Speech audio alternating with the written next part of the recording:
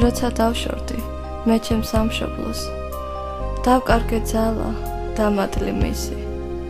მე მირჩევნია ჩემი ღარიბი, ვიდრე მდიდარი ქვეყანა სხვისი.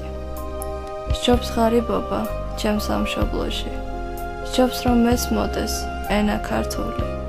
ისეთი სწრაფად მიფრინავს წლები, თითქოს თამაშით ვიყო გართული. როდესაც გავხდი მე ემიგრანტი, შევიწროვება ვიგრძენი მაშინ.